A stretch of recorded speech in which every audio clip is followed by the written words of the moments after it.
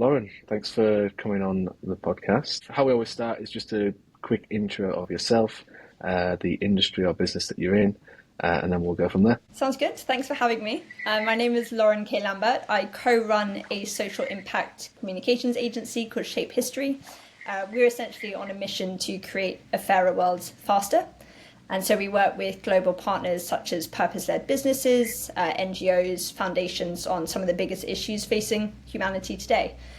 So we work across three main work streams. The first is creative campaigns and advertising. The second is more marketing and communications. So your kind of social media, your PR, that side of things, and then brand and design as well. So we're completely full service. We're based in London, but our partners are completely global. And yeah, I'm happy to talk a little bit more about how I got to where I am, but I'll stop there for now. Yeah, yes, you're probably the first guest that we've had on that hasn't left a different business and then to start their own. So I'm interested to hear the journey of working your way up to now, like co-managing director and also owning the business. Yeah, it's been a whirlwind for sure. I think anyone who works in the agency sector and worked their way up has probably found that. What makes us quite unique actually is, so I co-run the business with my business partner, Ed. He came from sort of fundraising charity background. I also came from the charity background. So neither of us have actually worked in an agency before this one, which I think definitely has its benefits. It also does mean it's a lot of learning on the go and surrounding ourselves with experts in this space. But I think it allows us to bring quite a fresh perspective and kind of build an agency that's quite different from others. So before working at Shape History and now sort of owning the business, I was working in the charity space. I used to always, growing up, volunteer in the charity sector. I loved sort of working with my local political party at home, and I got quite stuck into that sphere. But what I was finding is right before Shape History, I was working at a reproductive women's rights charity.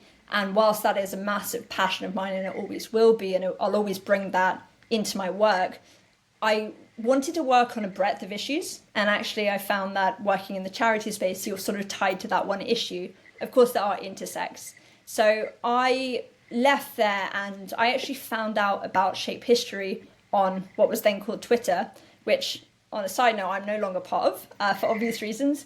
And I reached out to the then founder and we had a chat. We just got on really well. And I think I was a third employee. So I started 9 years ago as a campaign manager.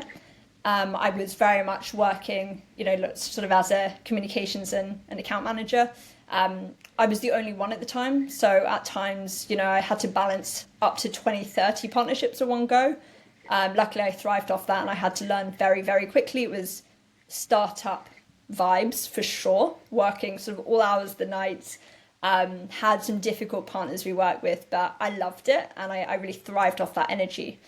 So I then made my way up to head of campaigns. And about 4 years ago or so, I found myself in the position of co-managing director, and we really love co-leadership at Shape History, and it's something that we want to replicate at every level of the agency, not just from a mental health perspective and actually sometimes being able to switch off, but you really can lean on somebody with complementary skill sets.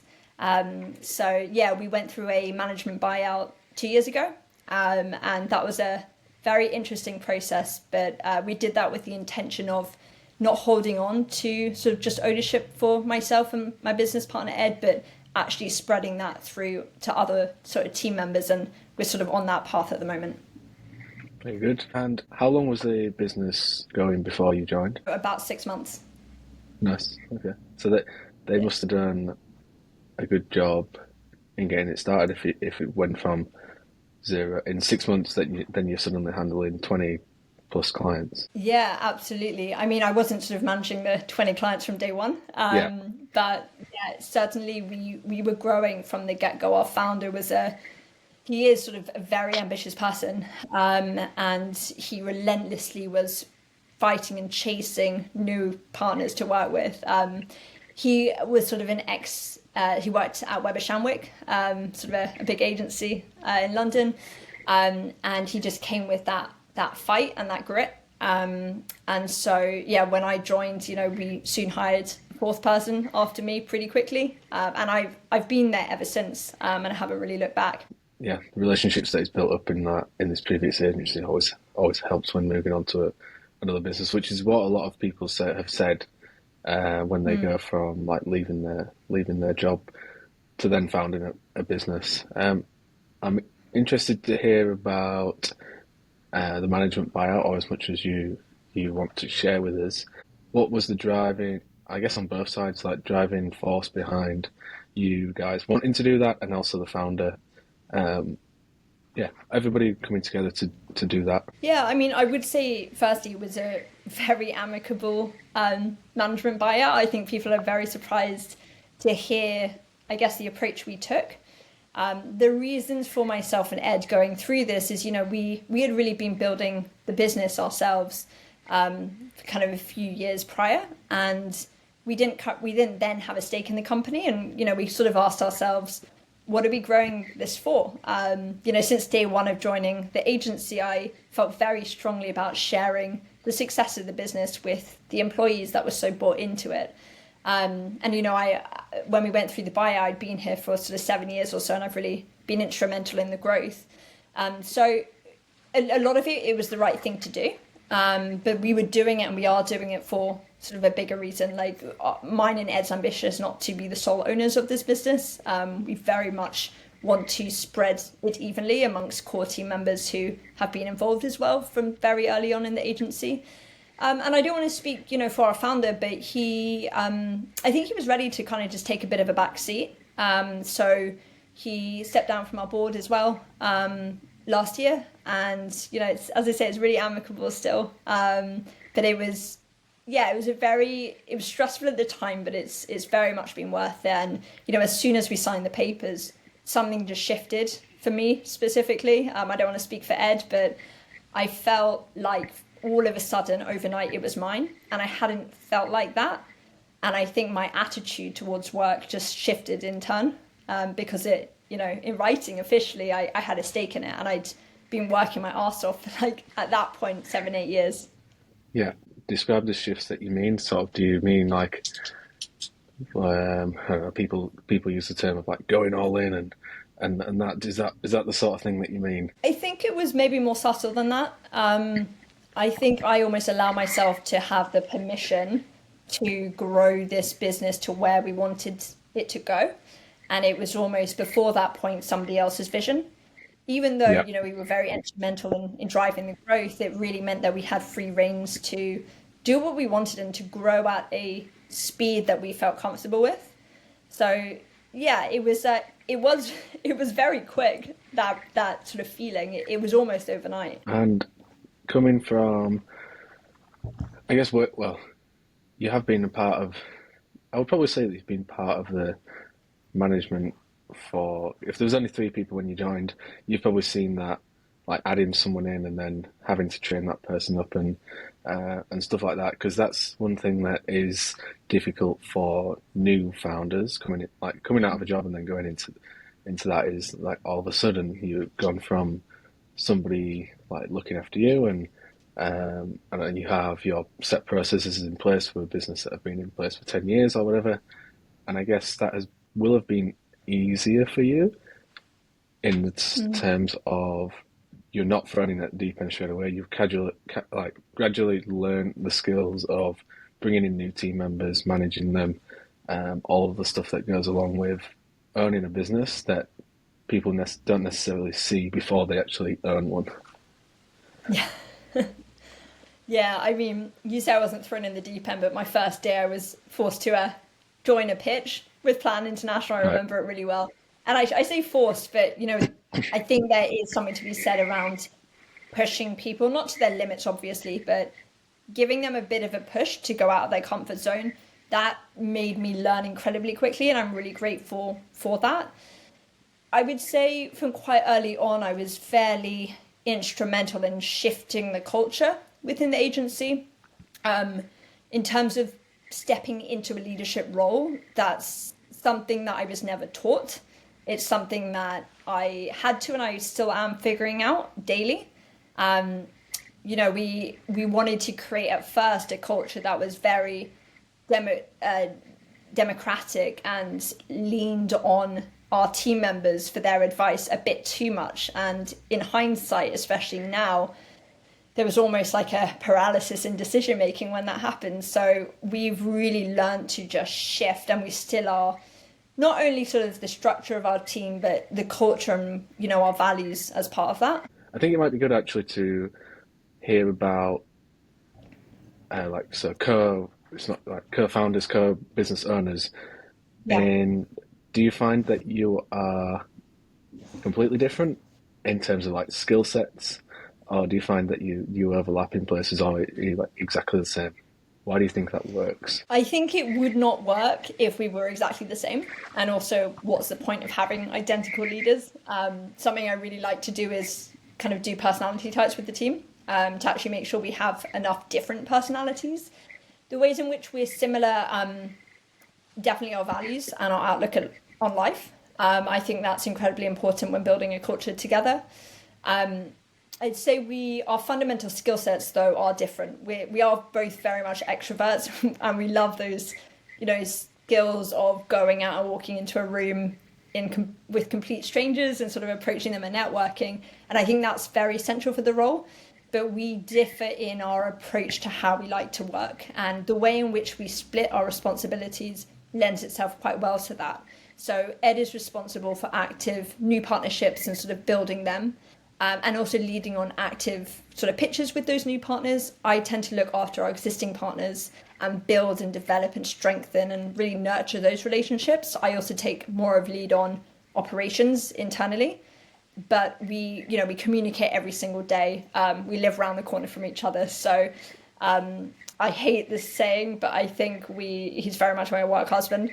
We get on from a perspective of being aligned with values, as I say, but our skills definitely complement each other. Good, that's good. And there's that role that you like described of what you take care of in terms of like the more of the client side, that's natural because that's what you've done for the last 9 years. Was Ed focusing on like the sales side of things or the new partnership side of things before being taken over as well? Yeah, that's what he came on to do. He joined the agency about 2-3 years after I did. So at the time we were about 7 or so people. And what I would say as well is we don't call our clients partners. Sorry, let me start that again.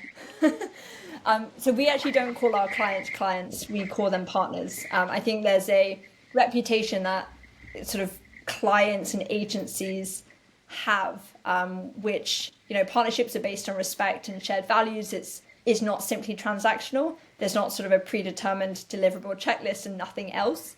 We really feel as though the best results, don't come from that archaic hierarchy you see so much in a lot of agencies that exist today, and that those sort of power dynamics, they come more from collaboration and trust and kind of collective innovation. So they come from partnership. Very good. We'll move on then to like the services that you're providing and like a typical engagement with the clients. What are clients coming to you for? What industries are you working with? If you just go into a little bit more detail on that side of things. Yeah, for sure. So as I say, we're very much social impact focused. And we work with kind of global partners all over. So they might be, anyone from UK-based NGOs to foundations across Europe, including, like the United Nations is a really big partner of ours. And they'll come to us for 3 different reasons. Firstly, creative campaigns and advertising. And I can share sort of a few examples of our work in that space. And then also sort of in the arena of impact, we very much focus on the communications and content that tends to just cut through the noise. So kind of our marketing and communications work stream.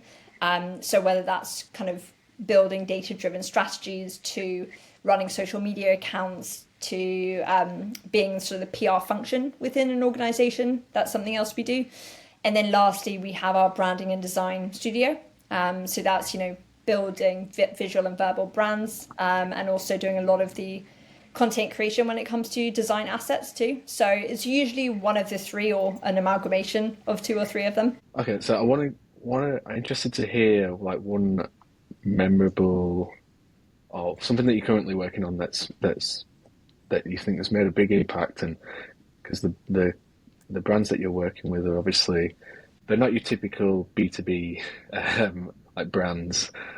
Like say, want to make a big impact on the world. Any in particular that you want to run through? Yeah, it's hard to narrow it down for sure, but I'll go through a couple if that's all right. So the first is a international non-profit called Girl Effect, and they're really dedicated to empowering adolescent girls and young women to make informed choices about their bodies. So their focus really is on sexual and reproductive health. And so we worked with them starting sort of last year, but still continuing to with their team in Kenya, where young girls there specifically face a lot of barriers accessing sexual and reproductive health sort of services and advice. So in collaboration with their team out in Nairobi, and with young people out there, we launched a chatbot, which was called Wazi. And this was last year. And our audience was really at the heart of the development process. So they co-created together with us this chatbot from the ground up. So we had young Kenyans participating in workshops throughout sort of branding, ensuring that the final product was truly representative of their personality and what they needed. And the name Wazi is an intentional misspelling of Swahili slang. And we wouldn't have actually got to that name without their participation. And it actually means yes instead of yes, which was obviously young and engaging and useful, and it meant something to them. So Wazi was designed to feel very like inviting and different from traditional health service brands, which you see so much. So it featured like really bright, colourful kind of identity for the chatbot. It had like bespoke illustrations tailored for both rural and urban audiences. And the activation strategy we helped develop combined both online and also offline efforts, which really created a lot of safe spaces for young people to connect with each other. And in terms of the impact of the campaign, I mean, it was huge. We actually reached 5 million young people in total. We had 50,000 chatbot users that were onboarded to start with. And we had over just under 13,000 girls that actually accessed these SRHR services, which was about a 25% increased likelihood that they would actually seek care, which was amazing. And actually, due to the success of it, Wazi's being rolled out nationwide around Kenya, and we're working with the Girl Effect team now to sort of make that happen. So I just think this is such a nice example that really exemplifies the power of youth-centered created solutions, and that's really at the heart of everything we do at Shape History. Very good.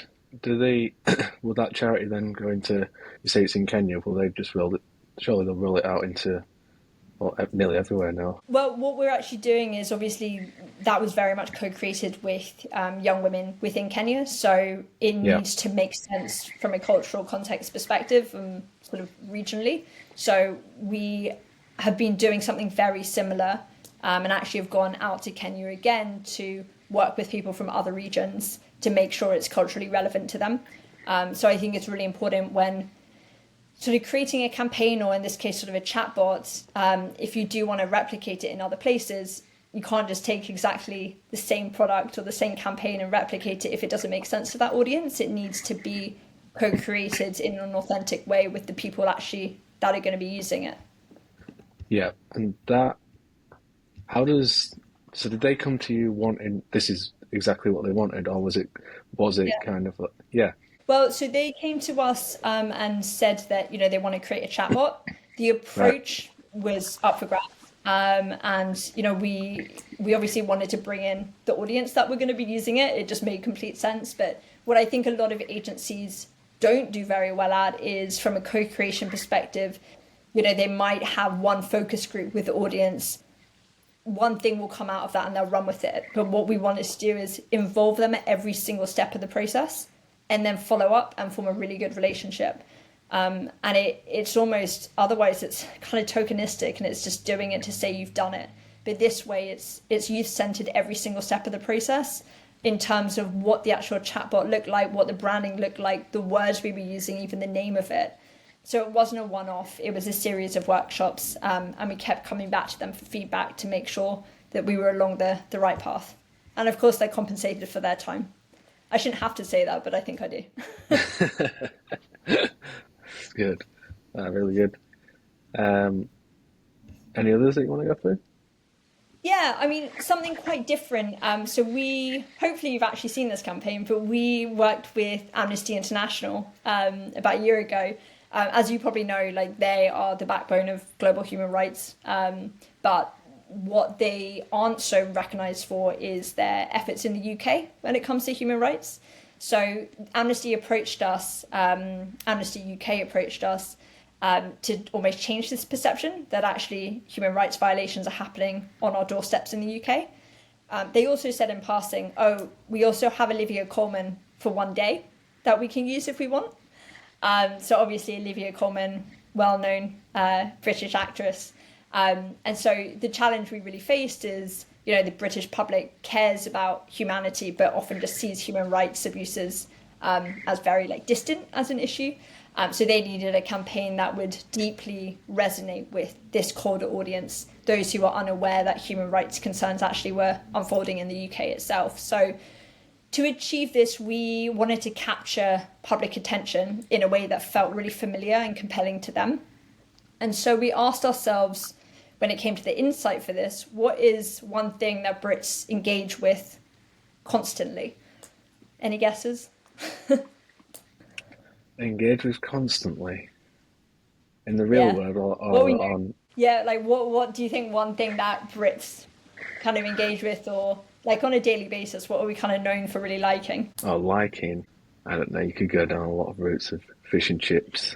Yeah. Is that right? No, well, you're making me hungry now. But no, it's the insight we came up with was drama. So drama on TV. I think actually we like drama just generally in our lives. But so we obviously have Olivia Colman, an actor.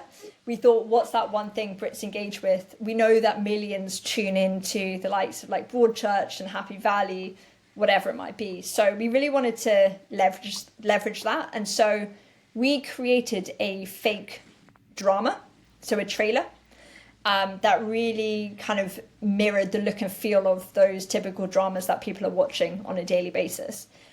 So obviously the campaign featured Olivia Colman. We also had access to another actor, Adrian Lester, which just added more credibility and kind of weight to this fake trailer. So we launched it about a year ago. We were responsible for developing and implementing a media strategy as well. So we acted as the full PR kind of offering as part of their team. And within 24 hours of launching this campaign, we were featured on ITV Lunchtime News. We secured extensive media coverage across the UK, but ultimately it sparked conversation nationwide. And Amnesty captured that there was a 16% positive attitude shift with the audience that they were trying to target.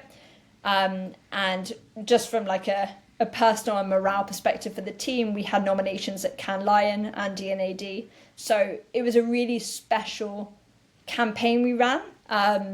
Not least because I think when you have these big time actors, doing a lot of charity porn, in terms of ads you see on TV, it doesn't come across as authentic. So we wanted to use the skill set of Olivia Colman and Adrian Lester in a space that felt right to them and authentic to them. So that's why I think this campaign has done really, really well. It rings a bell, I'm gonna have to search it. Yeah? I'm gonna watch that after. It rings a bell, I swear I've seen it. We're doing something right, so that's good. I think it's probably interesting on the fact of you're not, the business is niche, but it's also not niche at the same time. It's niche in the fact that you will only work with those sort of projects, but you can work on, like you say, any campaign around the world and any different types of ones. But I guess as long as it has to fit your values as well. Yeah, absolutely. And we are very much outcomes focused. So there's this ongoing debate that, we have it all the time internally around social impact, and impact generally can be very subjective. And it's often, do the means justify the end? But for us, it's, will there be significant positive impacts by taking this piece of work on? Will it advance social, political, economic, whatever it might be, attitudes globally? If yes, then there's no reason why we wouldn't take it on. And we do also have sort of team consultations. So if we're unsure at any point, we would need to make sure that the team working on that partnership feels comfortable. And we really encourage them to challenge us on our decisions. And we sometimes throw that back to our partners as well. We always look at sort of where industries are going. I don't know if it will be relevant for you, but it pretty much is relevant everywhere now. And in obviously the come up of AI into like whether that's using it inside of your business or where it's going to go, if it fits into the industries at all that you're working inside of. But it'd be interesting to know some trends and if that does fit in, where you see that going, either this year or even further in the future. Yeah, so we started really integrating AI kind of just over a year ago. Otherwise, we'd actually be left behind. But we're increasingly embedding it in mainly daily operations, just for efficiency and speed. I think that will definitely continue. We're cautious of it, of course, and it's constantly developing so quickly. So we are desperately trying to keep on top of the latest trends, how we can be using it to better support our partners. And so, yeah, it's definitely something we're going to continue focusing on. I think in terms of other trends as well, I know it's only February. Sorry, I should probably not mention time in case you launch this later. I'll start again. In terms of other trends for later in the year, I mean, we're already finding that with the recent suspension of US aid, operated by the dictator that is Donald Trump in the US, it's had immediate impact and far-reaching consequences across the globe. We're finding a lot of our partners' budgets being cut. I mentioned briefly the UN is one of our partners. They are cutting a lot of different staff. But it's having an impact on like healthcare specifically, and that's a big area of our work. So I know the funding freeze has severely impacted access to vital healthcare services, and that's mainly impacting women and girls all over the globe. I read somewhere, I think it was The Independent, that approximately 1 million women per week are now denied access to contraception, which is terrifying. So we are really finding, especially through our campaign work, that funding is being restricted, and at the moment people and organisations don't know what to do, and they're reacting very quickly. So we're getting more interesting briefs specifically as a result of the suspension of those US aid operation cuts. Well, and I guess there's quite a rush to get those out as well. There's a rush, but I think we're receiving the briefs, but there's not enough strategic and forward thinking approaches that we're seeing. So we're almost needing to take a little bit of a step back and work together to future-proof that with our partners. But I do think generally that business leaders, marketers really just bear that crucial responsibility to ensure that advertising specifically is truthful, it's ethical, and it avoids harmful stereotypes, as we're sort of seeing so much stemming from the US, but we're feeling it everywhere.